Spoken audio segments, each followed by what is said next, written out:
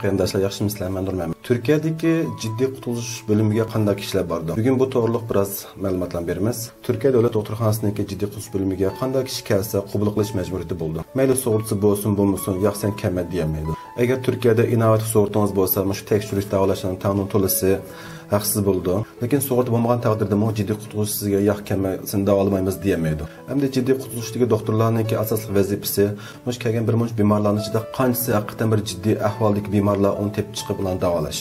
Ham sizlarga mush Turkiyadagi jiddiy kasallik bo'limiga kelib ko'rinadigan, ammo jiddiy bo'lmagan kasalliklarning tizimini deb beray. Bular qaysi kasalliklar desangiz, boğaz yallığı, angina, zukam, yo'tal, ziqqa sabab nafas olish qiynalganlar, iç sürüş, qavziyat, ko'p qusish, ko'z yallığı, ko'z qapoq yallığı, iç quloq, o'rta quloq yallığı, tish og'riqi, teri yallığı, tırnaq yallığı, bel umurtqa og'riqlari, böbrek tishi, suydik yo'li yallığı, bosh qiyish kasalliklari, shaqiqa, psixikalik sababdan paydo bo'lgan ba'zi alomatlar va buni ism kelmagan boshqa yeni kasalliklar va alomat bilan keldi.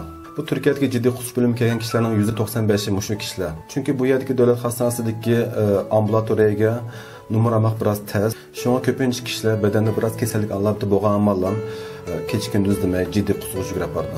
Bularni davolash bir qadar oson. Lozimli dorilarni yezib beramiz. Agar shu vaqtning o'zida badan ba'zi alomatlar bo'lsa, masalan, bek og'ir kelib qolgan bo'lsa, yoki bo'lmasa qizib kelib qolgan bo'lsa, yo asma ukul uramiz, yo shu kastor ukul uramiz. Shu orqali qizibni biroz tushiramiz, og'riqni biroz azaytamiz. Undan keyin qo'liga dori yezib beramiz, resept beramiz. Ham dorilarni to'g'ri usulda ishlatishni tavsiya qilamiz.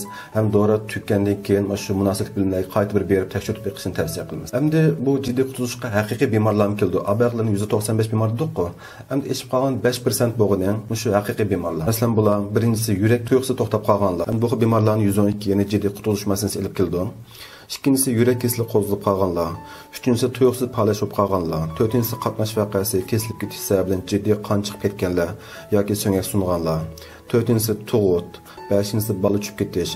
Altıncısı qo'rsoq qismidagi jiddiy kasalliklar, masalan jiddiy so'qiruvchi yallig'i, jiddiy oshqozon osti bezi yallig'i, o't yallig'i, yana o'tdagi tosh chiqib berib, o't yo'lini to'sab qo'yish, jiddiy jigar zaiflashish, böbrek zaiflashish, oshqozon uchay yo'llari teshilib ketganlar, yana og'ir o'pka yallig'i bo'lganlar, o'pka teshilib ketganlar, o'pka qon tomirlari keplashib qolganlar, oshqozon qanash, uchay yo'llari jiddiy qanash yuz bergan bemorlar ham boshqa hozircha esim kelmagan jiddiy kasalliklarmi bor.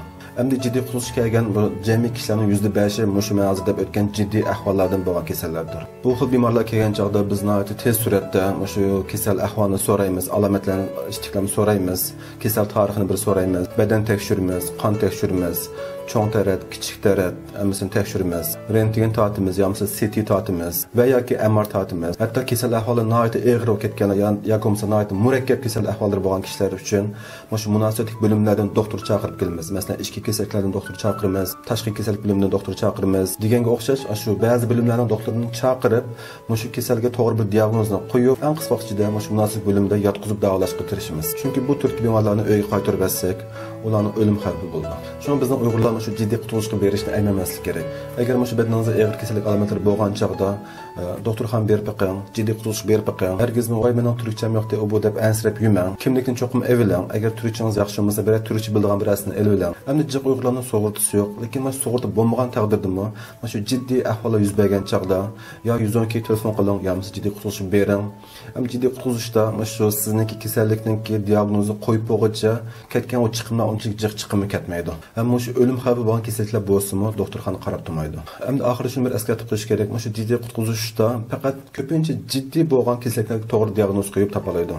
Hem davolash ilib boralaydi. Lekin boshqa jiddiy bo'lmagan so'zilma xarakterli kasalliklar bor. Ularni topamaslik mumkin, yoki topgan taqdirda unumli davolamaydi. Hem ular so'zilma xarakterli kasallikni odatda ambulatoriya yoki shu ma'lum sog'liq o'chog'i deb qo'yamiz. Sog'liq punktlarida ashada tekshirib, tepib, diagnoz qo'yib davolaydi. Hem uzun muddatli ko'rsatadi. Shunga oldin elish, qaralik tekshirib turish eng muhim. Hem bedanda qaysi alomatlar bo'lsa jiddiy qutulish berish kerak, to'g'riliq ba'zi mazmunlarni yimbirliksiyada tarqatdik. Uni ko'rib chiqishni tavsiya qilamiz. Ko'rishga salomat bo'linglar. Allohga emanet.